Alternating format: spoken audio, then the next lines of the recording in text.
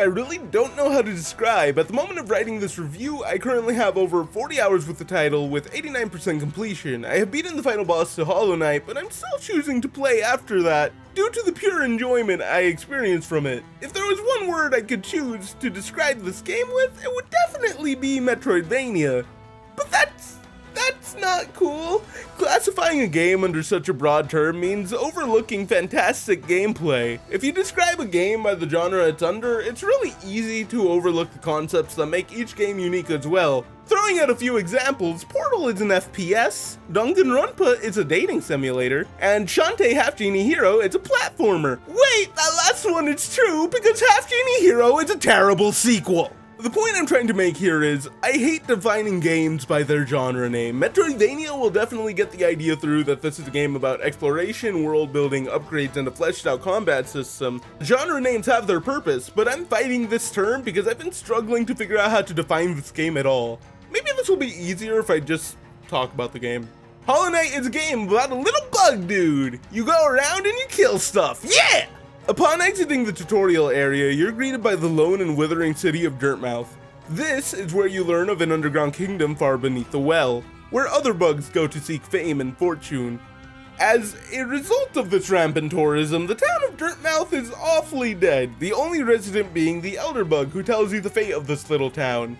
So you have no direction besides the fact that there's a well you have to dive into. I've worked with less motivation to do things before, so jumping into a well for the promises of riches is nice. Once in the well, you'll find your first stop to be the Forgotten Crossroads, and this place is just teeming with life the moment you find it. Enemies that are pretty basic and almost underwhelming. To begin with, NPCs that you meet whom fill you in on the lore of the game as it progresses. Cornifer who sells you maps and often abandons his wife to do so. There's even the sad little caterpillar you have to help find his children for. I don't know how many children you have, but you can rest assured I'll find your kids for you, buddy. I think it's important to mention something right off the back with this game. It is wonderfully animated. Ari Gibson is the name you should be thanking for the wonderful style that Hollow Knight has. If that name sounds familiar to you, there's a bit of a reason for that. Before working on Hollow Knight with its co-director William Pellin, Ari worked in an animation studio known as Mechanical Apple. The name didn't sound familiar to me either until I looked up what the man did. Specifically, I found two pieces of work that really interested me. One was called Motorbike, which is a gorgeous and absolutely worth the watch. The other, however, is a bit of a shock to me as I didn't know he was in any way associated with it. Bronte by Gautier, a music video that it has to be one of my favorite animated music videos. So while I'm writing this at 11:49 p.m., I have to ask myself how I never heard of this man before and kick myself for not actually being more excited for Hollow Knight. Seriously, if you haven't seen the man's work on Bronte, I recommend it. It's so good. I seem to have this issue where I like to describe visuals with one word, and that's aesthetic. You wouldn't be wrong in using this word to describe a game's style necessarily, but I think trying to pin down why a game makes me happy and using the word aesthetic in the same sentence kinda irks me, since it feels like a way to try and sound smart about something without actually being able to describe it. So, I'm about to try and describe it. Hollow Knight is a gorgeously animated video game. Every character, backdrop, and enemy is meticulously hand-drawn. Most prominently, the color blue is used a lot to set the tone for certain areas. Bug Boy here has a white head and thick black outlines, which, as we should all know by now, is a universal way of making things pop out, since it can be read on every color easily. Add in a white glow around him and it easily distinguishes where he is on the screen at any given moment. The backdrops are usually designed with darker, more faded colors, so objects in the immediate foreground are usually very noticeable, such as enemies or NPCs. This even lends itself to the more colorful bosses who share colors with the environment. The music also lends its hand to change the tone of the area you're in. While Hollow Knight typically tries to go for an almost forebodingly quiet atmosphere, the way the songs are composed lends itself to that. This is the best example of the music setting the tone that I could find.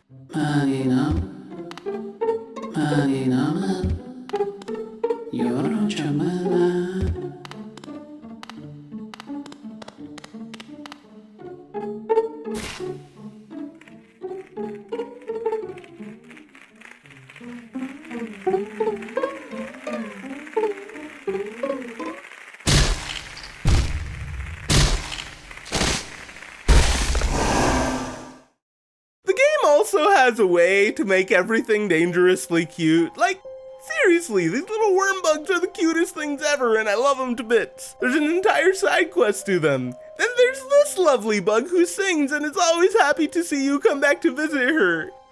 This is getting into spoiler territory, so if you don't want to listen to it, skip to the timestamp on the screen, I guess. Why isn't there a way to cure my favorite bug ever? Like, okay, listen, I know that the bug is there to add more lore to the world and ultimately designed to break your heart. That's fine! That's not my issue! My issue is there should almost definitely be some type of cure for this little gal. Unless you want me to believe that the only cure is death, which is exactly why I killed her, because I couldn't stand to see my little singing buddy possessed by darkness anymore. You assholes are evil! Spoilers are over. You can come back now. I love you, and definitely don't think the developers are mean to me on purpose. Finally, let's talk about the gameplay. How did this bug dude get stuff done? Well, that's easy enough. You kill things, get upgrades, rinse and repeat. When I think back on this game and all the fun times I've had in it, I usually think about the combat system, which is pretty tight and fun to use. You have upgrades which allow you to traverse obstacles and secrets, but those can just as easily be used for combat as well. I guess I'm getting ahead of myself. Let's start from the beginning. Early on in the game, you don't really have a huge arsenal of skills available to you. You have a jump, a slash, and a heal. That is it. The slash can be used in 3 different directions. You can slash up, to the side, and down if you are in midair. Attacking enemies gets you this white liquid substance known as souls that allows you to heal. Taking a minute to mention just how much I love the Forgotten Crossroads, this area is designed to be sealed off by nature. There's not a lot of places you can go, as they're all locked behind paths that require the use of new abilities before you can easily traverse them. This area is designed to funnel the player into the first boss of the game, which allows you to obtain your first ability. That's some pretty well thought out level design, and I can get down with that. The first ability you acquire is the Vengeful Spirit, which is essentially a projectile you can use to damage foes in your path. This ability also has its own tutorial area where they show you what the use of the ability is for. They expertly weave in an enemy that is invulnerable to your slash attacks, which prepares you for the next time you see this harmful armadillo. At the moment of writing this review, I'm pretty confused on when the game stopped holding my hand and started letting me explore the massive area that is the map. Eventually the game does loosen its grip and you're able to re-explore old areas with new abilities to find more secrets, bosses, and merchants. Oh right, yeah, we got merchants. Merchants are incredibly useful throughout the game, and they sell one of the most important key items to enjoying your time here. Specifically, I'm referring to the charms. Much like badges in the classic Paper Mario games, charms are essential items you can equip in order to change the way the game plays.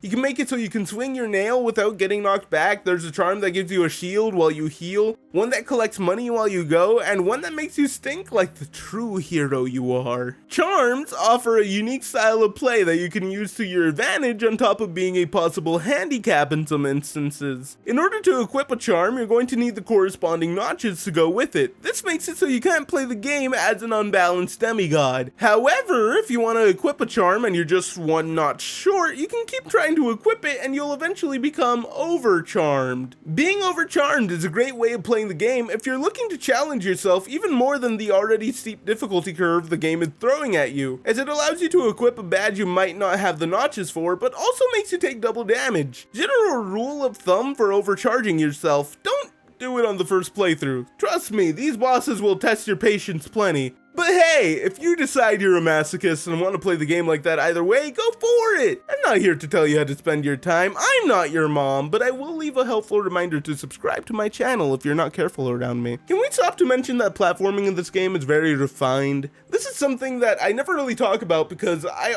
always have trouble describing things like controls and game feel, though I'd be wrong to not give it the old college try. Platforming in this game is really tight and responsive. There were very few instances when I pressed the button and felt like the game didn't read the input. As you progress in the game, you will acquire upgrades that will help you traverse obstacles. Specifically, you will get a double jump, a wall jump, and a dash. These are your bread and butter as you play through the game. There's even instances where the game will make you be more creative in order to get past certain areas, like using your slash to bounce off of spiky platforms and enemies. These tricks are used extensively throughout the game to challenge you to your limit. In a later area of the game, there's an entire gauntlet of platforming challenges you need to complete in order to get to 100% and the true ending. I guess it's time for me to talk about the bosses, since I've been avoiding talking about them for most of this review. Not because they're inherently bad or they're hard to talk about necessarily, but because I went on a few tangents about the aspects of the game that I thought were much more interesting, honestly. The bosses are so weird to talk about because while I like a lot of them,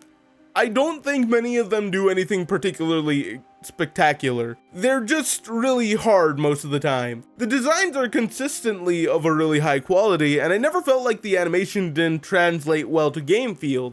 Things feel nice when you slash and make contact with them. Might as well go into what happens when you die, because I don't care how good you are, you're gonna die.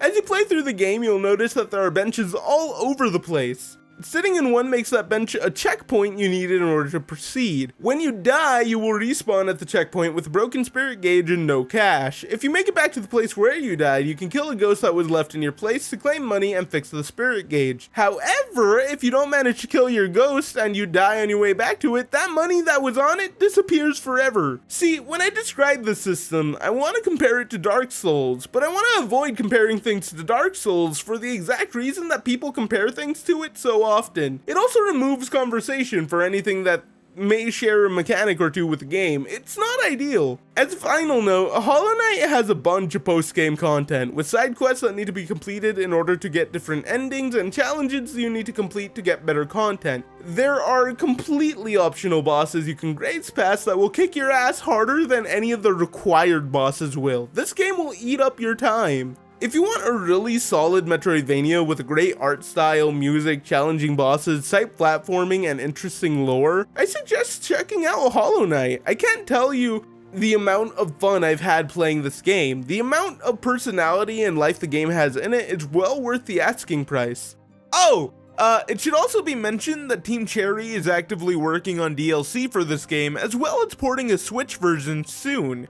So if you want to pick this game up, it might actually be better to wait for the Switch version to release for that sweet mobile port. Yeah, that sounds awesome. I can't wait for that. Anyways, have fun!